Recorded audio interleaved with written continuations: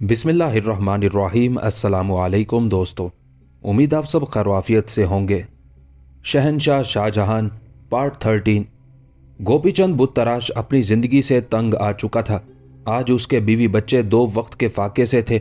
गोपीचंद अपने अहले खाना की ये बेचारगी बर्दाश्त ना कर सका। वो चुपचाप घर से निकला और दरियाए जमुना की तरफ रवाना हो गया। अब गोपीचंद के कदम उस तरफ उठ रहे थे जहां इंसाफ की जंजीर नस्ब की गई थी। जंजीर अदल के करीब पहुंचकर वो कुछ देर तक खामोश खड़ा रहा। गोपीचंद, अगर तूने शहनशाह के सामने फरियाद की तो आत्माराम तुझे और तेरे घर वालों को जिंदा नहीं छोड़ेगा, किसी ने उसके कान में कहा। ये गोपीचंद के अपने अंदेशे थे जो बहुत दिनों से उसे परेशान कर रहे थे। अगर उन्हें रोटी नहीं मिली तो मेरे बीवी बच्चे वैसे भी मर जाएंगे, गोपीचंद ने खुद कलामी के अंदाज में कहा। यह ख्याल आते ही गोपीचंद के सारे बदन में नफरत और इंतकाम की एक आग से भर गई। वो बेकरार होकर बढ़ा और जंजीर अदल खींचने की कोशिश की, मगर गोपीचंद के दोनों हाथ मफलूज हो चुके थे। वो अपनी बेकसी पर रो पड़ा। फिर अचानक उसके जहन में एक ख्याल बिजली की तरह लहराया। गोपीचंद को अपने नाकारा जिस्म में एक नई ताकत का एहसास होने लगा। वो तेजी से झुका और उसने अपने दांतों से जंजीर अदल को पकड़कर खींचना शुरू कर दिया। अगरचे ये एक मुश्किल काम था, लेकिन गोपीचंद के पास इसके सिवा कोई चारा ना था। फालिजदा जिंदगी गुजारने से तो बेहतर था कि वो इंसाफ की जंजीर खींचते खींचते मर जाए। गोपीचंद आज ये इरादा करके आया था। वो अपने अंजाम से बेनयाज होकर जंजीर अदल इतनी देर तक खींचता रहा कि पूरा कसरे शाही घंटियों के शोर से गूंज उठा। आज तक किसी फरियादी ने इस अंदाज से जंजीर अदल नहीं खींची थी। जहांगीर बेकरार सा नजर आने लगा और उसने सिपाहियों को हुक्म देते हुए कहा, इस मजलूम को हमारे हजूर जल्द पेश करो, कौन जाने उस पर क्या कयामत टूट पड़ी है। सिपाही जंजीर अदल के करीब पहुंचे तो वो ये देखकर हैरान रह गए कि एक शख्स हाथों की बजाय अपने मुंह से ये काम अंजाम दे रहा था। फिर जब गोपीचंद को जहांगीर के सामने पेश किया गया तो वो शिद्दत जज्बात से रोते हुए शहनशाह के रूबरू झुक गया था। उसने अपना सर दरबार के फर्श पर रख दिया और बेख्तियार चीखने लगा, सम्राट, मेरे साथ इंसाफ कीजिए। गोपीचंद की हालत गैर हो रही थी। इत्मीनान रख कि तू हमारे हल्का करम में दाखिल हो गया है, अब तेरे साथ पूरा पूरा इंसाफ होगा। जहांगीर ने गोपीचंद को तसल्ली देते हुए कहा, बेखौफो खतर उस शख्स का नाम ले दे जिसने तुझ पर जुल्म किया है। गोपीचंद एक बार फिर झिझका। आत्माराम के तसव्वुर ने उसके जिस्म पर लर्जा तारी कर दिया था। फरियादी, अपने होठों को जुम्बिश दे। जहांगीर ने उसे हौसला बख्शा। अगर तेरे सिलसिले में कोई शहजादा या कोई वजीर मुजरिम पाया गया तो हम उसे भी माफ नहीं करेंगे। ये दरबार जहांगीरी है, यहाँ हर फरियादी की जबान और लब आजाद होते हैं। तू भी अपने दिल की बात कह दे। फिर गोपीचंद ने अपने गमों की दास्तान सुनाई तो पूरे दरबार पर सन्नाटा छा गया।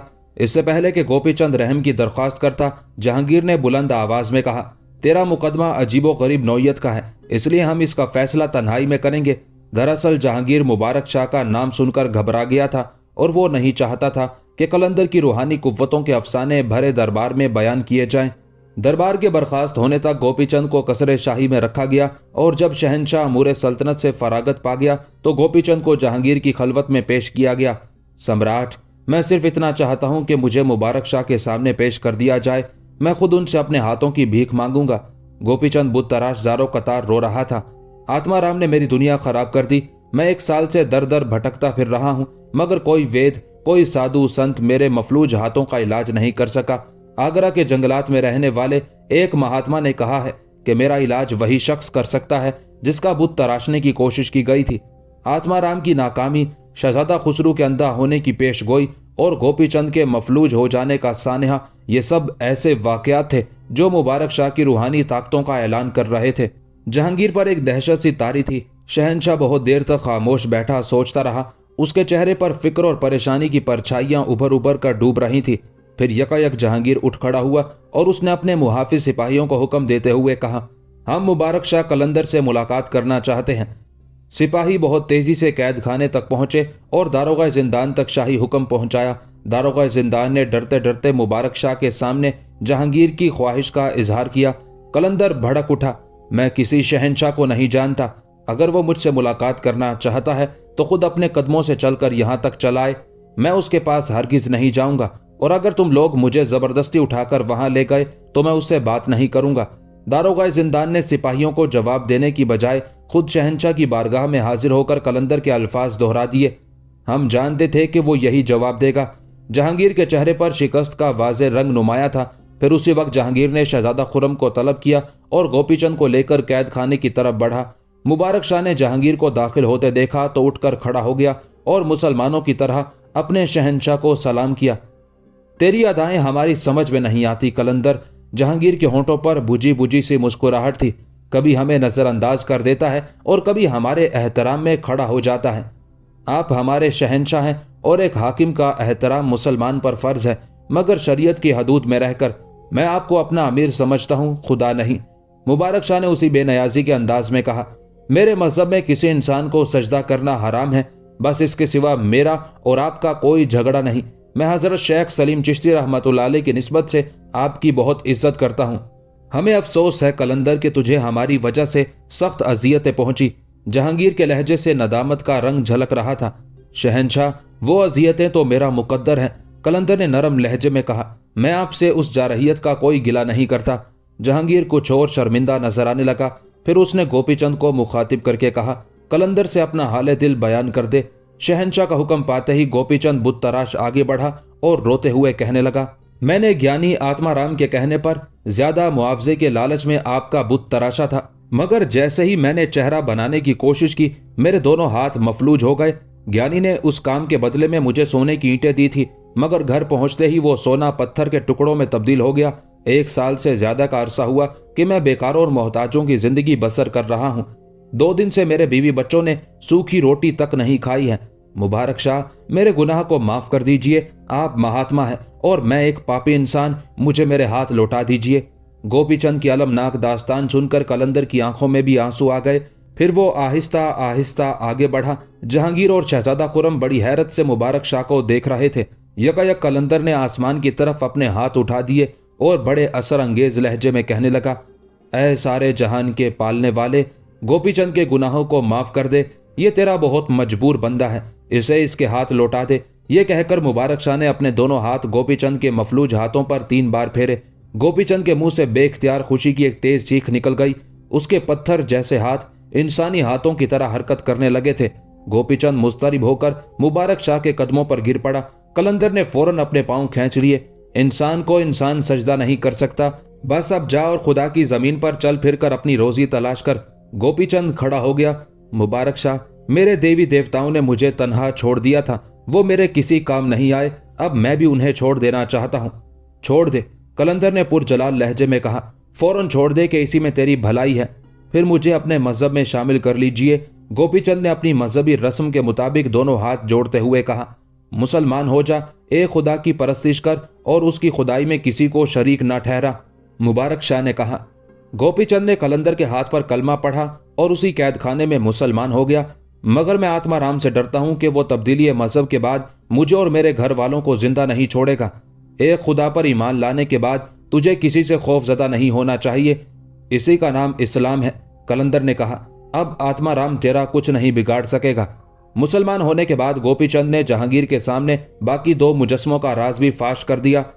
वो अर्जमंद और शहजादा खुर्रम के मुजस्मों पर जादू करके उन्हें हलाक कर देना चाहता है। यह सुनकर जहांगीर सन्नाटे में आ गया और उसने उसी वक्त आत्माराम की गिरफ्तारी का हुक्म जारी कर दिया। सिपाहियों के जाते ही जहांगीर मुबारक शाह से मुखातिब हुआ, कलंदर, हमने सुना है कि शहजादा खुसरू ने भी तुझे बहुत आजार पहुंचाया है। वो शहजादा है, खुदा के बंदों की तकदीरों का मालिक, जिसके साथ जैसा चाहे सलूक करे, उसे कौन रोकने वाला है। मुबारक शाह कलंदर बड़े तल्ख लहजे में मुस्कुराया। शहंशाह, यहाँ खुदा ने हर इंसान के लिए एक वक्त मुकर्रर कर दिया है। सितमगरों के लिए जुल्म ढाने का वक्त मुकर्रर है और मजबूरों के लिए जुल्म बर्दाश्त करने का। मैं भी उस वक्त का इंतजार कर रहा हूँ और शहजादा खुसरू भी उस वक्त का इंतजार करे। फिर हम दोनों अपने अमाल नामों के साथ खुदा के रूबरू हाजिर हो जाएंगे। कलंदर का तर्ज कलाम देखकर जहांगीर पर खौफ तारी हो गया। खुसरू को माफ कर दे मुबारक शाह, बगावत के जुर्म में उसकी आंखों की रोशनी छीन ली गई है। शहंशाह, उसे अंधा ही रहने दे, मुबारक शाह ने बेबाकी के साथ कहा। आंखों की रोशनी वापिस आएगी तो वो दोबारा अपने रास्ते से भटक जाएगा और तख्तो ताज की चमक उसे फिर अंधा बना देगी। कलंदर, हम शहंशाह के साथ एक बाप भी हैं, हमसे खुसरू की ये बेचारगी नहीं देखी जाती। जहांगीर का लहजा बड़ा आजिजाना था। खुदा के लिए उसे माफ कर दे कलंदर।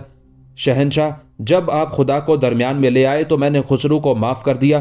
कलंदर ने आला ज़र्फ़ी का मुजाहरा करते हुए कहा, मगर याद रखना, उसकी आंखों की रोशनी हुकूमत के किसी काम नहीं आएगी। वो एक पैदाइशी अंधा है। उसके दिल की आंखें रोशनी से महरूम हैं और उस महरूमी को कोई दूर नहीं कर सकता। कुछ भी हो मुबारक शाह, मगर हम चाहते हैं कि वो किसी इंसान का मोहताज ना रहे। जहांगीर का लहजा बुझा बुझा सा था। उस वक्त हमारा दिल कट कर रह जाता है जब हम खुसरू को कदम कदम पर ठोकरें खाते हुए देखते हैं। ठोकरें तो उसका मुकद्दर हैं शहंशाह, कलंदर ने बेनयाजाना कहा। उसने अपने लिए दुआओं के सारे रास्ते बंद कर लिए हैं, फिर भी उसे थोड़ी बहुत रोशनी मिल जाएगी।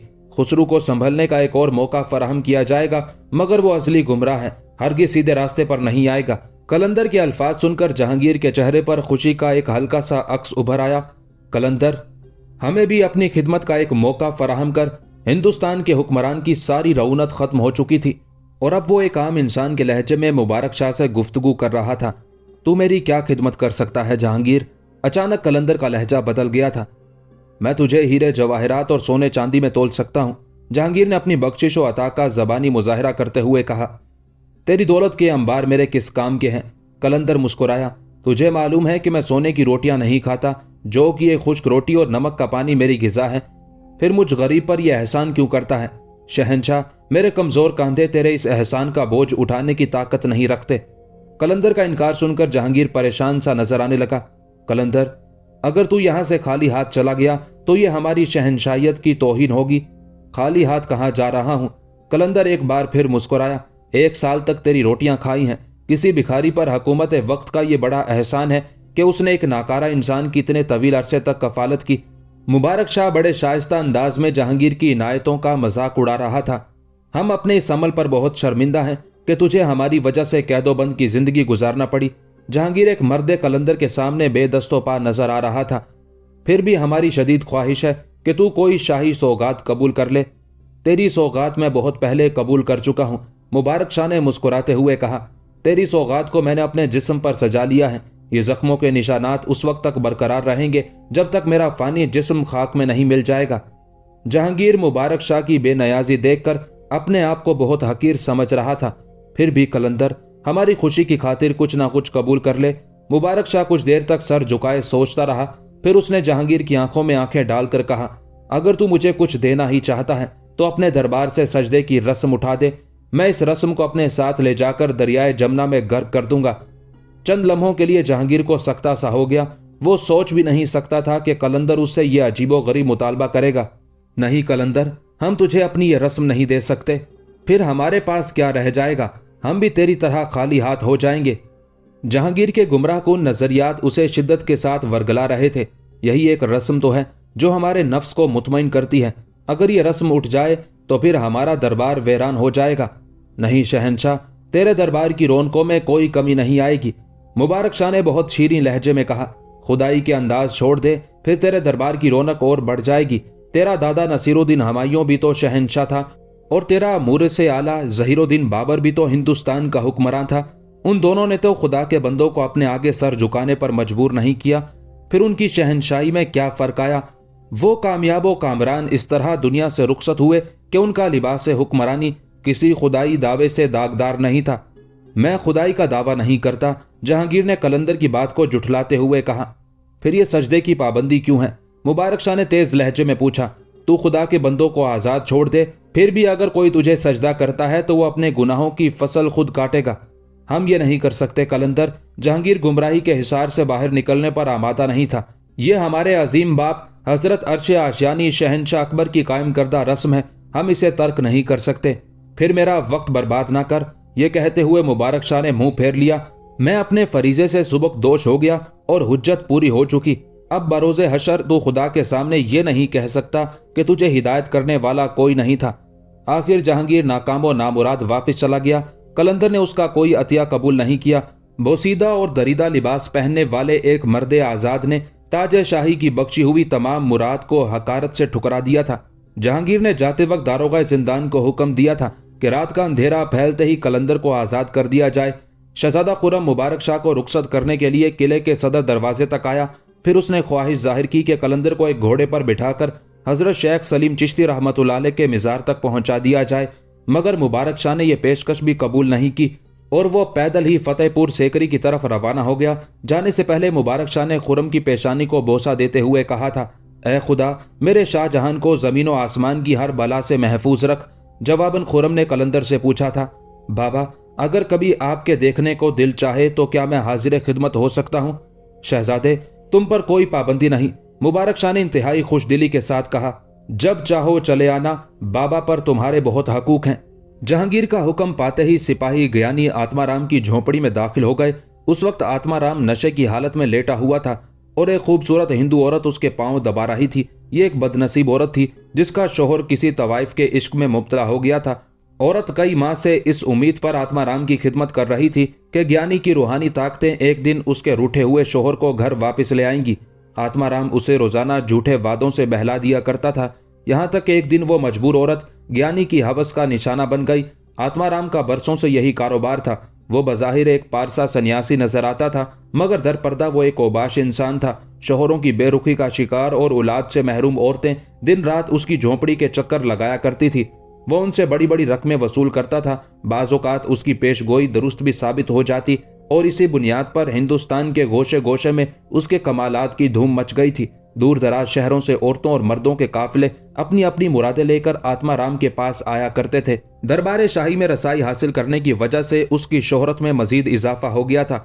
दरअसल आत्माराम एक शोबदाबाज था और उसकी यही शोबदाबाजियां देखकर एक तवाहुम परस्त कौम के बेशुमार अफराद ने उसे महात्मा बना दिया था।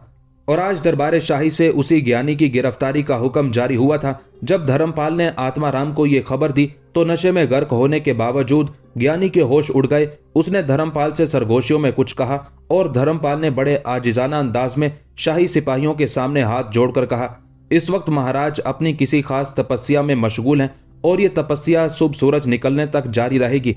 सम्राट से अर्ज कर दीजिए कि महाराज अपनी रियाजत खत्म करते ही दरबार में हाजिर हो जाएंगे।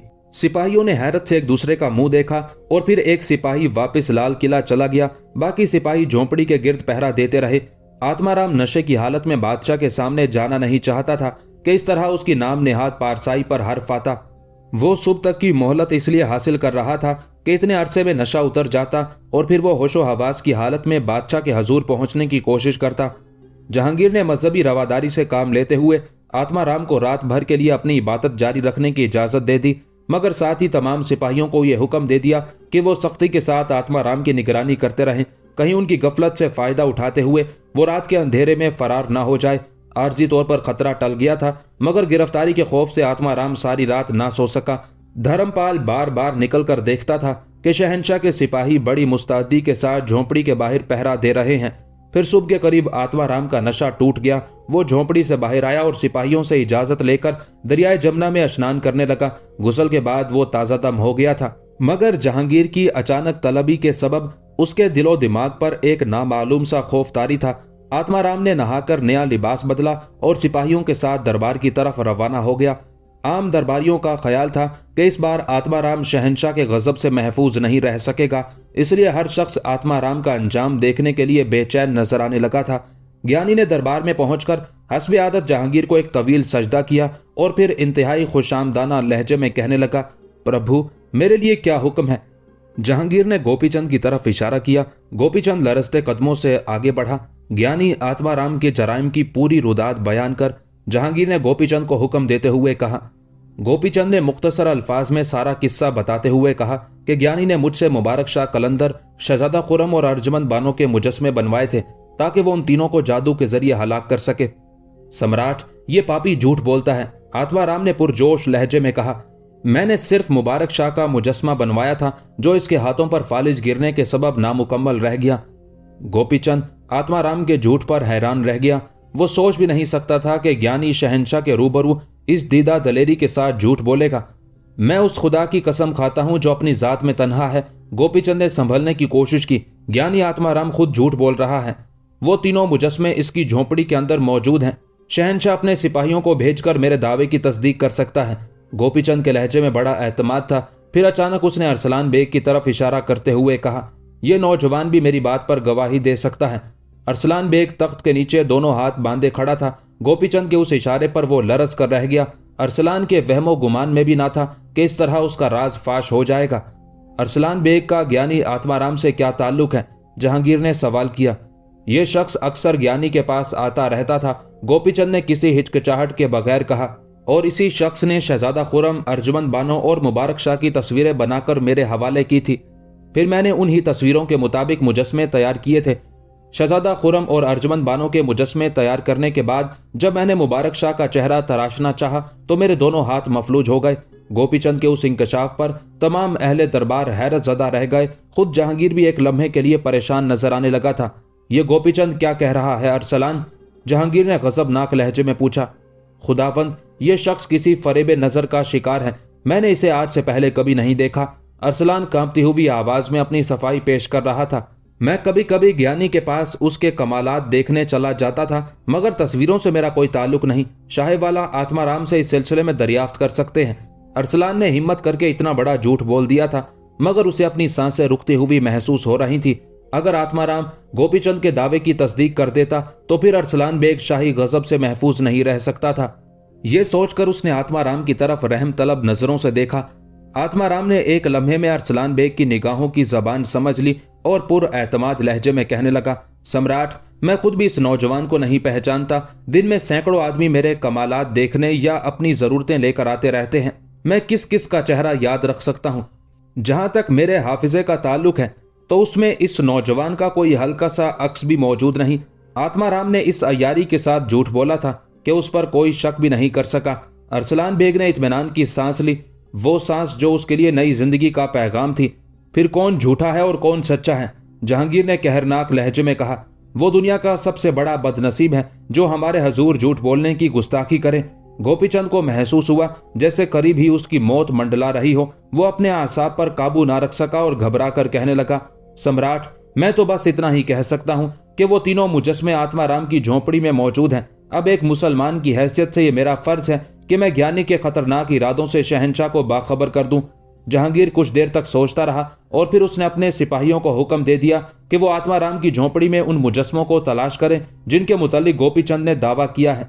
जहांगीर के हुक्म पर आत्माराम की झोंपड़ी की तलाशी ली गई, मगर वहां कोई मुजस्मा मौजूद नहीं था। आत्माराम बहुत पहले मुबारक शाह के मुजस्मे को दरिया में गर्क कर चुका था और जब वो शहंशाह के हुक्म पर सिपाहियों के हमरा दरबार की तरफ आ रहा था तो उसने धर्मपाल से कह दिया था कि अर्जुमंद और खुर्रम के मुजस्मों को रेजा रेजा करके बहुत दूर दरिया में फेंक दिया जाए।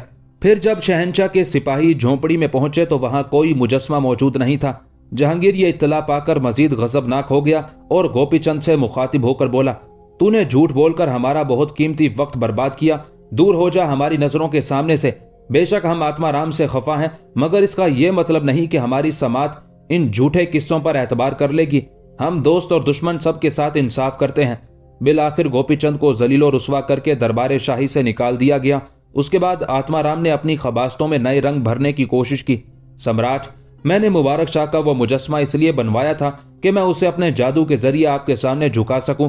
मुझे मालूम है कि उसने सजदे से इनकार किया था और एक नमकख्वार की हैसियत से मैं इस बात को पसंद नहीं करता कि रियाया में से कोई शख्स शहंशाह के सामने सर उठाकर चल सके। मैं उसे एक खास तिलिस्म के जरिए इस फेल पर मजबूर करना चाहता था कि वो आपके आगे सजदा रेज हो जाए, लेकिन वो मुजस्मा मुकम्मल ना हो सका। अगर ऐसा हो जाता तो अब तक मुबारक शाह आपके सामने घुटने टेक चुका होता। आत्माराम ने इंतहाई अय्यारी के साथ जहांगीर की सबसे ज्यादा दुखती हुई रग पर हाथ रख दिया था। शहंशाह बेचैन नजर आने लगा। ज्ञानी, अगर ऐसा हो जाए तो हम तुझे नए एजाजात से सरफराज कर देंगे। जहांगीर एक बार फिर गुमराही का शिकार हो गया था। अगरचे उसने मुबारक शाह की सजा खत्म कर दी थी, लेकिन दरपर्दा वो शदीद ख्वाहिश रखता था कि आम रियाया की तरह कलंदर भी उसे सजदा करता रहे। सम्राट, आपका ये दास जब तक जिंदा है मुबारक शाह के खिलाफ सरगर्म अमल रहेगा। आत्माराम ने खुशामद का नया लहजा इख्तियार करते हुए कहा, मुझे कोई भी जतन करना पड़े, मगर मैं एक दिन मुबारक शाह को आपके कदमों में झुकाकर छोड़ूंगा। कुछ देर पहले आत्माराम एक मुजरिम की हैसियत से दरबार में दाखिल हुआ था, मगर अचानक वो एक मोहतरम शख्सियत बन गया था। जहांगीर ने उसे बड़े इनामो इकराम से नवाजते हुए कहा, हम हुकूमत के वफादारों पर इसी तरह अपने रहमो करम की बारिश करते हैं। फिर जब आत्माराम दरबार से रुखसत होने लगा तो अरसलान बेग बहुत खुश था कि आज आत्माराम की वजह से उसे नई जिंदगी मिल गई थी। गोपीचंद और उसके घर वाले मुसलमान होने के बाद नई परेशानियों में घिर गए थे। हिंदुओं ने इंतकामी कार्रवाइयों के तौर पर उससे मुजस्मे खरीदना बंद कर दिए थे। तकरीबन 1 माह तक वो उस सूरत हाल का शिकार रहा। आखिर एक दिन मजबूर होकर गोपीचंद मुबारक शाह कलंदर के पास पहुंचा और ज़ारो कतार रोने लगा। कलंदर, अब मुझ पर आगरे की जमीन तंग हो चुकी है। मुझे मेरे हाथ मिल गए मगर रोटी नहीं मिलती। क्या तुम अब भी मुजस्मे बनाते हो? मुबारक शाह ने निहायत शफीक लहजे में पूछा। मुजस्मा साजी इस्लाम में हराम है और मैं कर भी क्या सकता हूं कलंदर। गोपीचंद की आंखों से मुसलसल आंसू बह रहे थे। मुझे मुजस्मा साजी के सिवा कुछ और आता भी तो नहीं। मायूस ना हो, खुदा तेरे इसी फन को नई शक्ल दे देगा। मुबारक शाह ने बड़ी मोहब्बत से गोपीचंद के सर पर हाथ रखते हुए कहा, जरा सब्र कर, तुझ पर खुशहाली के नए दरवाजे खुलने वाले हैं। मुझसे बीवी बच्चों के फाके नहीं देखे जाते कलंदर। तसल्ली के चंद अल्फाज पाकर गोपीचंद के आंसुओं में मजीद रवानी आ गई। हिम्मत से काम ले, फाका कशी के दिन भी गुजर जाएंगे। मुबारक शाह ने कहा, तू जिस खुदा पर ईमान लाया है वो तेरे अंदाजों से भी ज्यादा देने वाला है। कहीं ऐसा ना हो कि तू आजमाइश के चंद आरजी लम्हात से घबराकर बुत परस्तों के मजहब की तरफ लौट जाए। अभी कलंदर के अल्फाज की गूंज बाकी थी कि घुड़सवार आकर रुका और फिर बड़ी अकीदत के साथ नीचे उतरकर मुबारक शाह के सामने खड़ा हो गया। अब क्या है? मुबारक शाह ने पुरजलाल लहजे में कहा, क्यों मुझे बार बार तंग करता है? तेरा काम हो तो गया। बाबा, मैं उसी का शुक्रिया अदा करने आया हूं। शाह सवार घुटनों के बल कलंदर के रूबरू झुक गया। यह शख्स शाही फौज में एक आम सिपाही था और बहुत दिनों से अपनी तरक्की के लिए कोशिश कर रहा था, मगर हर बार उसे नाकामी का मुंह देखना पड़ता था। मजबूर होकर एक रोज कलंदर के पास आया और बार बार आता रहा कि जब तक आप मेरे हक में दुआ के लिए हाथ नहीं उठाएंगे उस वक्त तक घर वापस नहीं जाऊंगा। आखिर कलंदर ने झुंझलाकर कह दिया, खुदा के हुक्म से तेरा काम हो जाएगा। और आज वही सिपाही फौज में एक आला मनसबदार बन गया था और कलंदर की बारगाह में इजहार तशक्कुर के लिए हाजिर हुआ था। फौजी मनसबदार ने 5 अशरफियां कलंदर के हजूर पेश करते हुए कहा, बाबा, इसे कबूल फरमा लीजिए कि ये एक हकीर सी नजर है। तू खूब जानता है कि मैं सोने चांदी की रोटियां नहीं खाता। मुबारक शाह का लहजा बहुत तल्ख था। मुझे खबर है बाबा, मगर मैं अपने दिल से मजबूर हूं। फौजी मनसबदार गिड़गिड़ाने लगा, अगर आप इस हकीर सी नजर को कबूल कर लेंगे तो मुझ गुनहगार को सकून हासिल हो जाएगा। बस मेरे सकूनो करार के लिए ऐसा कर लीजिए। फौजी मनसबदार का लहजा गदागराना था। कलंदर इनकार ना कर सका। अगर तुझे इसी तरह सकून मिलता है तो फिर यह अशरफियां इस मजलूम इंसान को दे दे। मुबारक शाह ने गोपीचंद की तरफ इशारा करते हुए कहा, इसे बुत परस्तों ने बहुत सताया है। फौजी मनसबदार ने नियाजमंदाना अंदाज में वो अशरफियां गोपीचंद की तरफ बढ़ा दी। गोपीचंद झिझका तो कलंदर ने मुस्कुराते हुए कहा, ले ले, खुदा ने अपने खजाना गैब से तेरे लिए यही इंतजाम किया है। अशरफियां देकर फौजी मनसबदार वापस चला गया तो गोपीचंद ने कलंदर से कहा, आत्मा राम ने मुझे और मेरे अहले खानदान को जान से मारने की धमकियां दी हैं। गोपीचंद की आवाज खौफ से लरज रही थी। मैं बहुत कमजोर इंसान हूं और आत्मा राम के हाथ बहुत लंबे हैं। तुझे कुदरत के हाथों का अंदाजा नहीं कि वो कितने दराज हैं। कलंदर के होंठों पर एक अजीब सा तबस्सुम नुमाया हो गया था। अब तू कमजोर नहीं, बहुत ज्यादा ताकतवर है। कमजोर उस वक्त था जब तू बुतों की पूजा करता था। अब आत्मा राम और उसके नाहंजार चेले तेरा कुछ नहीं बिगाड़ सकते। बस कुछ दिनों का तमाशा और है, फिर आत्मा राम भी अपना हशर देख लेगा। गोपीचंद अशरफियां लेकर चला गया। फाका ज़दा घर में अचानक खुशहाली की बहार लौट आई थी। दूसरे दिन एक वजीर ने गोपीचंद को तलब किया और कहा कि तू अपने हाथों से ऐसे ताक और मेहराबें तराश दे कि आगरे के लोग देखते रह जाएं। ये वजीर अपना मकान तामीर कराना चाहता था। गोपीचंद ने फौरन इकरार कर लिया और उस पर खुशकिस्मती के नए दरवाजे खुल गए। इस दौरान आत्मा राम ने कई शरपसंद हिंदुओं को गोपीचंद के मकान पर भेजा कि वो उसे और उसके घर वालों को कत्ल कर दें। आत्मा राम ने तवील तकरीरें करके उनके मजहबी जज्बात को उभारा था, मगर जब वो शरपसंद गोपीचंद के मकान के करीब पहुंचे तो यकायक उनकी आंखों की रोशनी ज़ाइल हो गई और उन्हें हर तरफ गहरा अंधेरा नजर आने लगा। हिंदू शरपसंद चीखते हुए वापस लौटे तो आंखों की रोशनी बहाल हो गई। फिर उन्होंने आत्मा राम से साफ साफ कह दिया कि वो गोपीचंद और उसके अहले खाना को कत्ल नहीं कर सकते। कहीं ऐसा ना हो कि वो खुद किसी मुसीबत में गिरफ्तार हो जाएं। आत्मा राम ने उन्हें भी अपनी शोबदाबाजी के जरिए सोने के अंबार दिखाए, मगर वो लोग दौलत के उस ढेर से मुतासिर नहीं हुए। गोपीचंद अब एक खुशहाल जिंदगी बसर कर रहा था। वो हर जुमेरात को मुबारक शाह की खिदमत में हाजिर होता और दुआएं लेकर वापस चला जाता। उसी साल के आखिर में एक और हंगामा हुआ। जहांगीर ने एक और राजपूत जादी से शादी कर ली। ये राजा मान सिंह के बेटे जगत सिंह की लड़की थी। राजा ने जहेज में 3 लाख रुपए और 60 हाथी नजर किए थे। सल्तनत के उमरा जानते थे कि जहांगीर ने यह शादी एक खास मकसद के तहत की है। अपने बाप अकबर की तरह जहांगीर भी सियासी मफादात हासिल करना चाहता था। जगत सिंह की लड़की से शादी भी एक सियासी चाल थी। उस रिश्ते के बाद राजपूतों की एक बड़ी तादाद शहंशाह के करीब आ गई थी और मुगल हुकूमत को मजीद इस्तेहकाम हासिल हो गया था। उस शादी ने जहां शहंशाह को आरजी मुसरत के चंद लम्हात बख्शे थे, वहां महरुनिसा बेगम की नींदें हराम कर दी थी। जहांगीर पहले ही अहद कर चुका था कि वो दोबारा महरुनिसा को अपनी खलवत में तलब नहीं करेगा। फिर उसने जगत सिंह की लड़की से शादी करके ये साबित करना चाहा कि अब वो महरुनिसा की तरफ से गाफिल होता जा रहा है।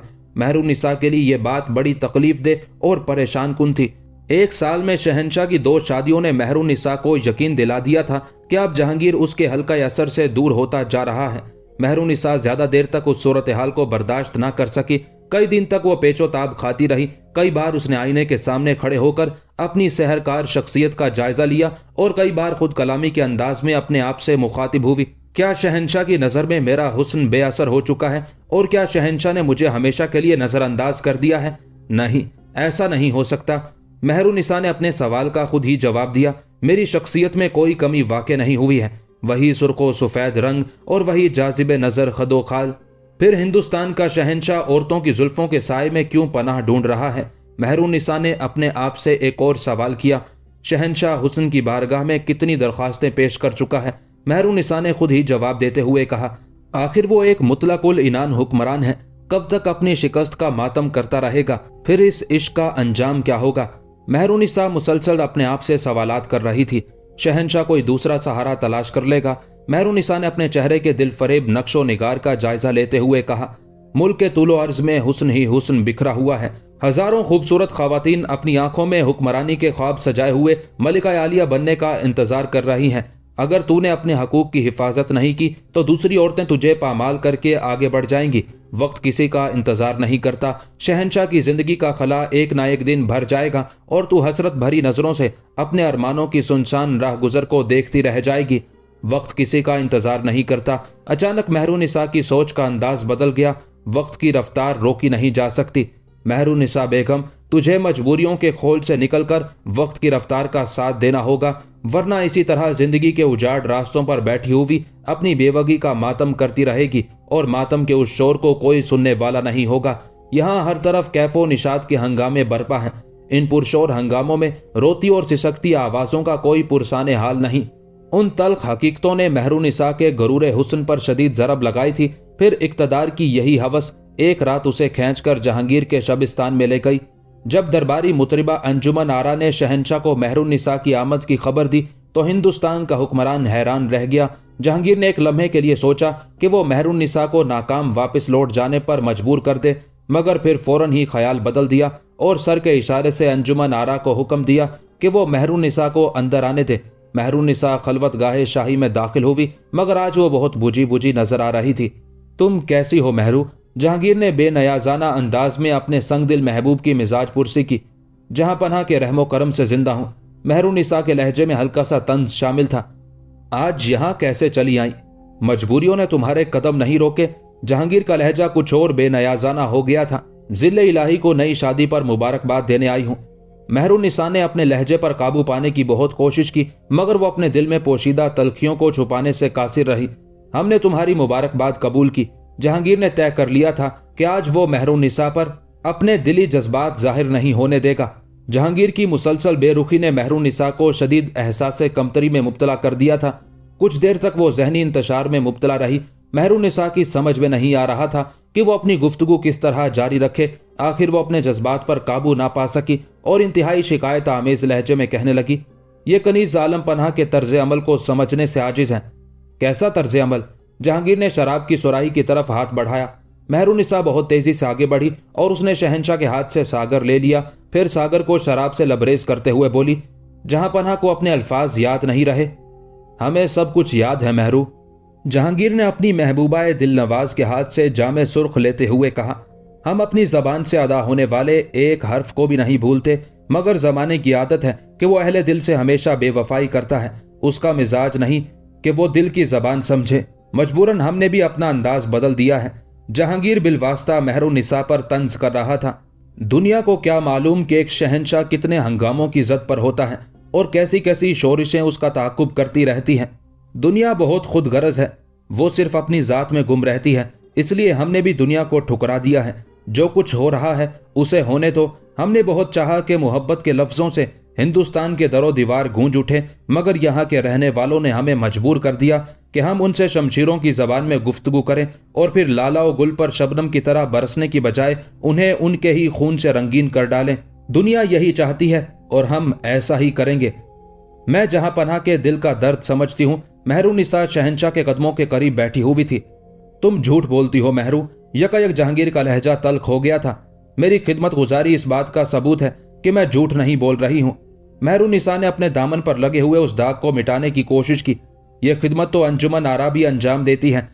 जहांगीर के चेहरे पर जलाले शाही पूरी शिद्दत के साथ रोशन था। बेशुमार मुतरिब लातादाद रकासाएं आईं और जहांगीर की खिदमत अंजाम देकर चली गई, मगर किसी ने अबुल मुजफ्फर नूरुद्दीन जहांगीर को नहीं पहचाना। वो हमें कहरो गजब का मुजस्मा समझती रही। उन्हें अंदाजा नहीं हो सका कि उनका शहंशाह कैसा जमाल परस्त, कैसा इंसाफ पसंद और कैसा रहमदिल इंसान है। हमारे बेटे खुसरू ने 2 बार हमारा सर काटना चाहा, मगर हमने उसका सर बख्श दिया। बेशक हमने इक्तदार के पुजारी से उसकी आंखें छीन ली, मगर आज भी हम चैन से नहीं सो सकते। रात रात भर बेवफा खुसरू की चीखें हमारा ताकुब करती रहती हैं।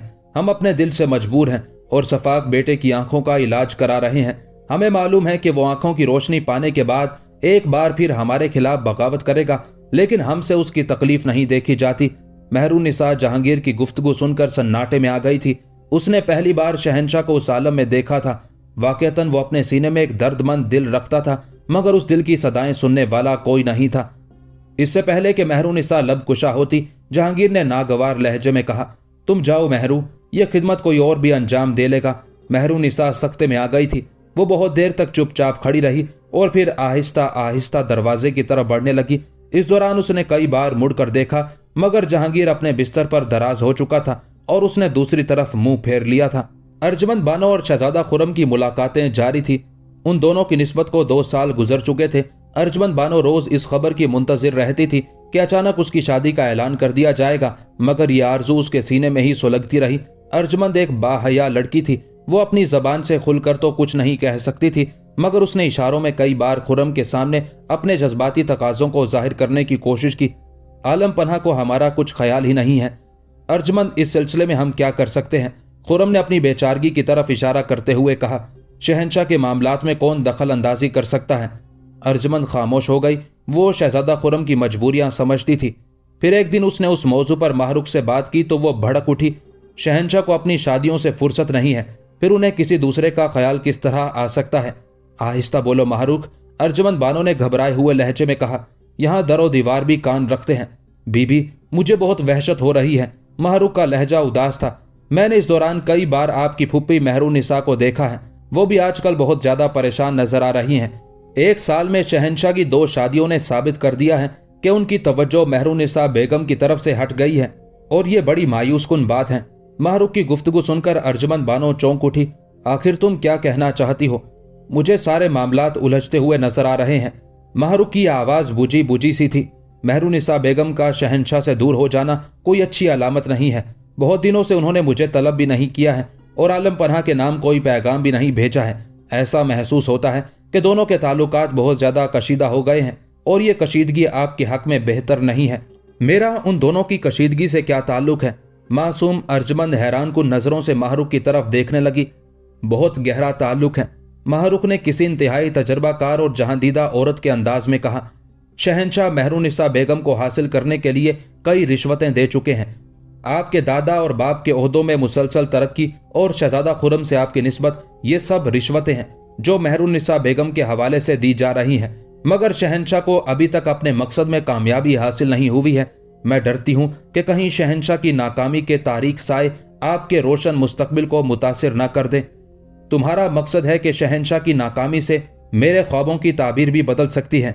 अर्जुमंद ने घबराए हुए लहजे में कहा। खुदा ना करे कि ऐसा हो, मगर आप एक शहंशाह की बेजा जिदों का शिकार हो सकती हैं। माहरुख ने साफ साफ कहा। आपकी निस्बत को 2 साल हो चुके हैं, मगर शादी के धुंधले से आसार भी नजर नहीं आते। शहंशाह की तरफ से ये खामोशी बड़ी मानी खेज है। अर्जुमंद के दिल में भी बहुत दिनों से ये वसवसे पैदा हो रहे थे। आज माहरुख की बातों ने उसे नए अंदेशों में मुब्तला कर दिया था। और फिर एक दिन उस खबर ने अर्जुमंद बानो की दुनिया जेरो जबर कर दी। सरकारी तौर पर एक ईरानी शहजादी और शहजादा खुर्रम की निस्बत का ऐलान कर दिया गया। ईरानी शहजादी मिर्जा मुजफ्फर हुसैन सफवी की बेटी थी और मिर्जा मुजफ्फर हुसैन शाह ईरान इस्माइल सफवी का पोता था। इस तरह ईरान के शाही खानदान से रिश्ता तय करके जहांगीर ने दोनों ममलुकतों के दरमियान एक नए ताल्लुक की बुनियाद डाली थी।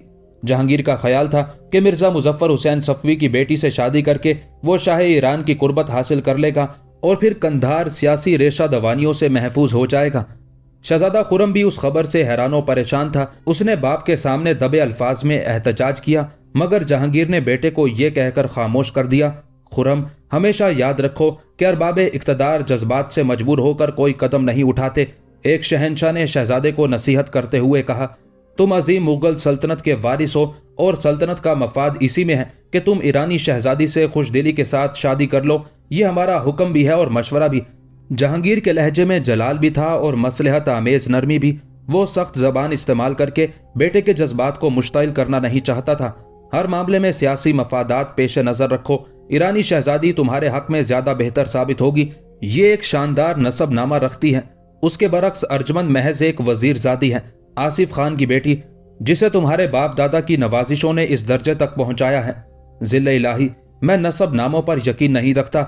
शहजादा खुरम की आवाज बहुत मध्यम थी और वो शहंशाह के हजूर सर झुकाए खड़ा था। तुम्हें ऐसा करना होगा खुरम। अचानक जहांगीर का लहजा बदल गया। हम तुम्हें आदाब शहंशाही सिखा रहे हैं और तुम नसब नामों को ठुकरा रहे हो। तुम्हें सियासी मफादात पर अपने जज्बों को कुर्बान करना होगा। यही हमारा हुक्म है। आलम पन्हा, शहजादा परवेज को भी हुक्म दे सकते हैं। शहजादा खुरम मजबूर था, मगर दबे अल्फाज में मुसलसल एहतजाज कर रहा था। शहजादा शहरियार भी मौजूद हैं, मगर हमने इस काम के लिए तुम्हारा इंतखाब किया है। जहांगीर ने खुरम की दलील मुस्तरद करते हुए कहा, और हम कभी गलत फैसला नहीं करते। अगर तुम इक़्तिदार से वाबस्ता रहना चाहते हो तो तुम्हें हमारा हर हुक्म मानना होगा। शहजादा खुरम ने एक शहंशाह के बिगड़े हुए तेवरों को पहचान लिया था, इसलिए खामोश सर झुकाए खड़ा रहा। हम तुम्हें इसलिए पसंद करते हैं खुरम कि तुम एक फर्मा बरदार बेटे हो। जहांगीर ने लहजा बदल कर कहा, तुम्हारा सर हमेशा हमारे हजूर खम रहता है, मगर आज तुम्हारी गर्दन में ये कजी क्यों है? क्या तुम भी खुसरू के रास्ते पर चलना चाहते हो? नहीं जिल्ले इलाही, खुरम ने घबरा कर कहा। आपके एक हुक्म पर हजारों खुरम कुर्बान, बेटे ने सादतमंदी का हक अदा करते हुए कहा। नहीं खुरम, अगर तुम खुसरू की राह इख्तियार करना चाहते हो तो शौक से बागी हो जाओ। हम सब्र कर लेंगे कि हमारा दूसरा बेटा भी मर गया। जहांगीर ने बड़ी होशियारी से इंतहाई जज्बाती हरबा इस्तेमाल करते हुए कहा, नहीं शाह वाला, खुरम आपकी नजरों में जिंदा रहना चाहता है। शहजादा उस जज्बाती वार को बर्दाश्त न कर सका और उसने अपना सरे तस्लीम मुकम्मल तौर पर शहंशाह के हजूर खम कर दिया।